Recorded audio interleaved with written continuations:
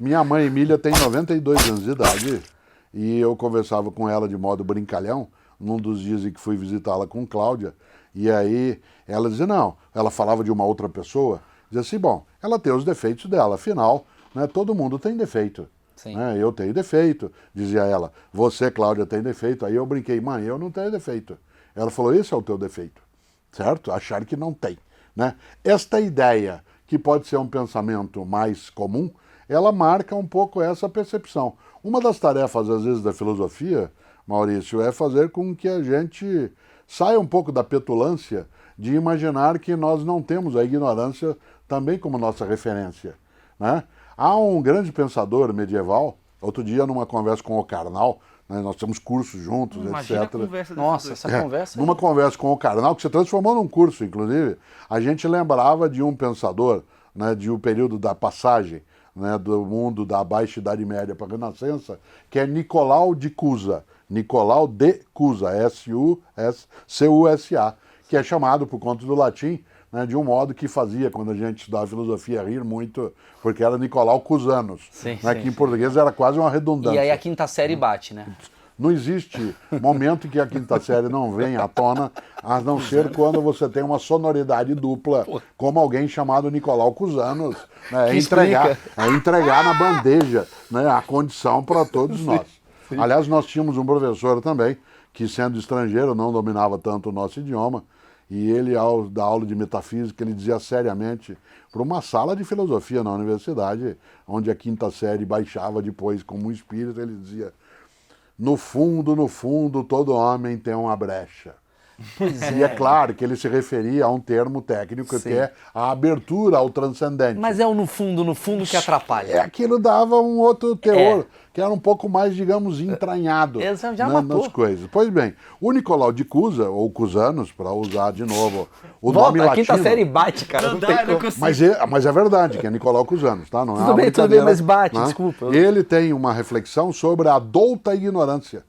Douta. Douta, isto é, o valor da ignorância. A capacidade de saber que não se sabe, que é a expressão mais forte de sabedoria.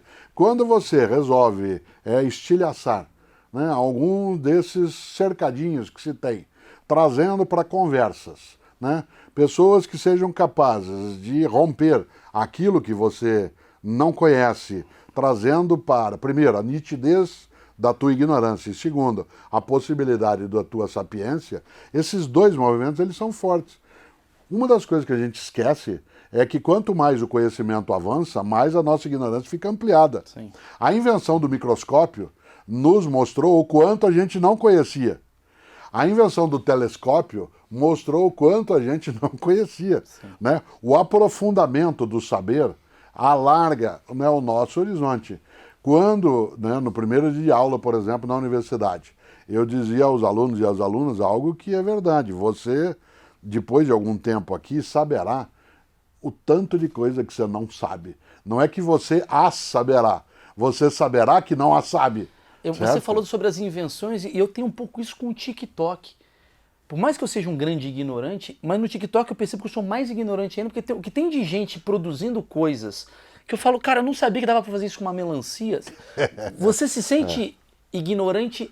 Em que momento você se sente muito ignorante? Olha, são várias as situações, né? Algumas delas é em relação ao uso mais intenso de alguns princípios que a matemática e a geometria trazem.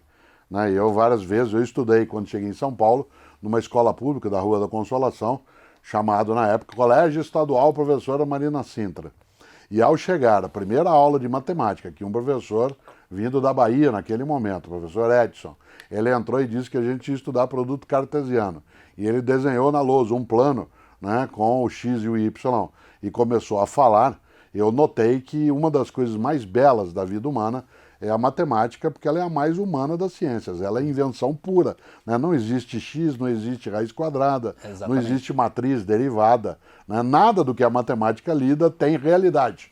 Tem correspondência, mas não tem realidade. Então, um dos momentos em que eu fico espantado é com isso. O segundo é o mercado Bitcoin. Né? Eu fico absolutamente espantado Eu também. que um ser humano vá ao fundo daquilo que o Caetano chamaria de o avesso do avesso. Né? E eu desconheço o modo como fazê-lo. Eu sei que muita gente baseia sua atividade, seu ganho, sua forma, né, de uso da energia planetária ou de recursos econômicos que tirar dali. E o terceiro, que eu acho assim absolutamente misterioso, é dirigir. Eu não dirijo, eu não tenho carteira de motorista, não tenho licença, eu não tenho habilitação, qualquer dos Por nomes. quê? Por que Não você gosto. Você não gosta? Nunca gostei. Mas você sabe dirigir. Um dia soube, né? Não saberia hoje fazê-lo, nunca tirei, né, a licença. Quer dizer, tem gente que pode passar no seu carro e falar, ô burro, e descobrir que é o Cortella que está no volante. Pode se ele estivesse no volante, mas eu nunca estive. Eu nunca dirigi. Entendi. Eu sei fazê-lo até porque, né, comecei a aprender, né, com alguns amigos, etc. Mas eu não saberia hoje ter um jogo de espelho em relação a ver algo invertido. Né? Eu não saberia fazer o manejo, o tamanho, mas eu acho assim incrível como alguém é capaz, né, aquela coisa que olhada de cima, né, quando eu estou pousando na cidade de São Paulo ou outras cidades, sim, você vê os em carros, que você vê os carros, você diz qual é a lógica. Como a teoria do caos ela faz sentido, né, naquele momento, como um dos princípios da física, o sistema se auto-organiza entropicamente, né, aquilo é misterioso. E eu não consigo, tem uma coisa que eu acho estranhíssima, acho que você sabe disso, né? Como é que alguém em sã consciência desloca 2 toneladas de ferro para pegar 200 gramas de pão? Sim. Certo? Esta ideia de você pegar, levar um carro até um lugar, depois trazê-lo. E eu já li isso várias vezes, tentando explicar qual é a lógica que leva alguém. Eu só encontrei uma explicação, que é naquilo que Isaac Newton escreveu na primeira das suas 3 leis, né, quando ele, invertendo a lei da inércia, um corpo tende ao repouso, a menos que haja alguma força que o faça dali se deslocar. Sim. Isso vale para várias situações. Agora, a ignorância ela não me assusta. O que me assusta é a presunção do conhecimento. Eu me assusto muito quando eu acho que eu já entendi direito alguma coisa. Então não entra no Twitter, Cortella. Você sabe que eu não estou, eu até tenho, mas eu não frequento no cotidiano, né? Mas eu sei o quanto que uma das coisas que eu não uso, né, como propriedade é o WhatsApp. Eu não tenho WhatsApp. Eu uso o da Cláudia às vezes, mas eu não tenho. Por quê? Porque ele perturbaria um pouco o meu uso do tempo. Né? Ele é tão requisitante, né? Ele é tão colocado na ideia da imediaticidade. Né? As pessoas elas supõem que você usando ou tendo o WhatsApp, você dará um retorno, né, de modo tão intempestivo que você será cobrado por negligência, Se vira um por escravo não ter do tempo da retornado pessoa. algo em 5 minutos. Você vira Né? escravo do tempo da pessoa. Isso.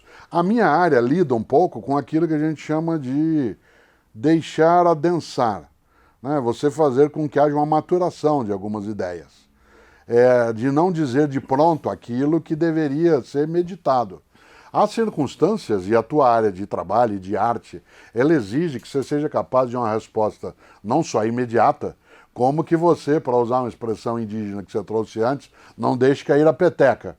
Né? E, portanto, haja uma velocidade reativa. Isso vale em algumas áreas, Sim. mas ela não tem validade em todas elas. Nesse sentido, né, para eu ser capaz, né, de poder refletir sobre algo, você faz para mim uma pergunta, se eu tenho um conhecimento que permite a resposta mais embasada, eu já o faço. Do contrário, eu prefiro usar, né, isso eu não sei. Te dou um exemplo concreto. Por muitas vezes eu participei, digamos, do programa do Faustão, né, de quem eu sou amigo, mas ainda assim, né, eu participava do programa e houve, há mais de 15 anos, um quadro, entre aspas, em que eu ia lá para explicar coisas. Explicar. E eram perguntas, especialmente no campo da etimologia. Aliás, é ali que eu disse algumas bobagens e outras nem tanto. Depois se corrige como somos capazes. E é interessante porque uma coisa possível num programa, que ali não se fazia, é que havia 2 das assistentes de palco, das bailarinas, que iam até a plateia para fazer... Que pergunta você quer fazer para o professor Cortella? Essa pergunta ela pode ser previamente combinada. Claro.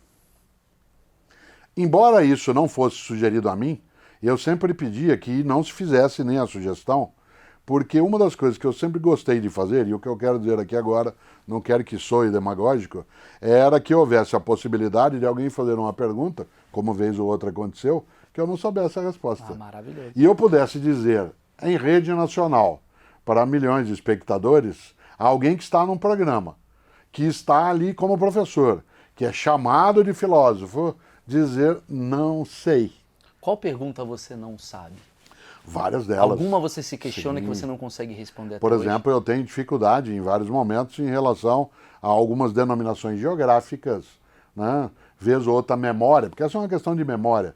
Ela não funciona em relação a nomes de algumas personagens, ou quantos capítulos tem a Divina Comédia de Dante Alighieri, né? Quantos cantos tem. Mas aí é uma coisa muito técnica. Agora, quantos quilômetros faz um Opala? Ele não sabe. Ele não sabe. Isso aí ele não Opala, quantos cilindros?